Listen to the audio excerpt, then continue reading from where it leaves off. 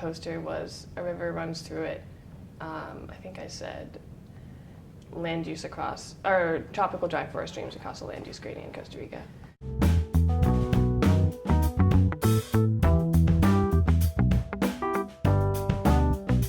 I think that the biggest surprise was just so many little things that came up when I was doing my work in Costa Rica. There were a lot of little obstacles that I had no idea were going to be issues, like renting a car or getting permits from the government, or just like lots of logistical things that were difficult. Like they're already difficult, but then also not speaking the language makes everything harder. And so that I think was a big frustration, was just kind of having to deal with those things as they came up and having really no experience with doing them before.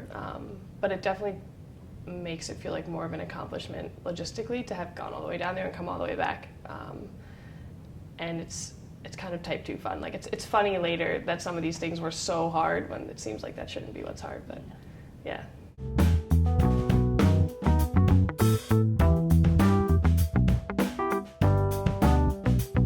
It was great. Kathy is wonderful. And it was really interesting because I didn't know her at all before we started working together, like on my thesis. She just took me on as a student without having taught me before. But I can't say enough good things about her. It was definitely a highlight of my Dartmouth experience working with her. And I also just kind of became like a member of the lab, and I got to know her grad students a little better, and there were other undergraduates that she advises, and we all have definitely become close. So that's been a really nice camaraderie to have with her lab group.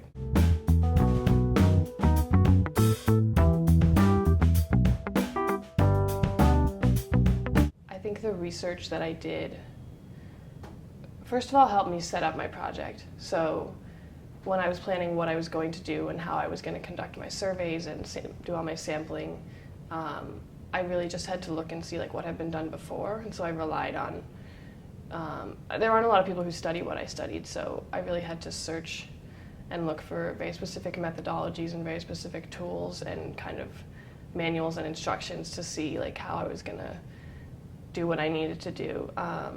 So I think beforehand it was really finding practical information that could help me plan, and then afterwards my library research was really important in just helping me understand the significance of what I had found, and kind of see where my research fit into the bigger picture.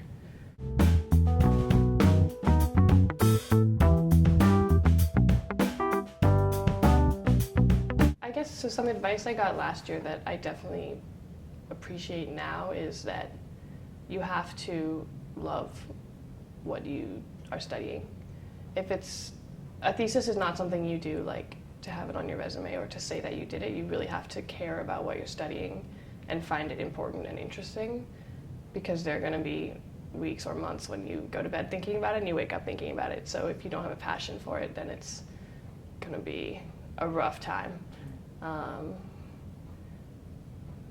Yeah, and I would also say, to the best of your ability, it's really important to have a good match with your advisor, because that's, at least for me, has been such an important relationship. And even though Kathy and I didn't know each other well, I knew, just in the early stages when we were talking, that she was going to be a fantastic advisor. So I think that's really important, too.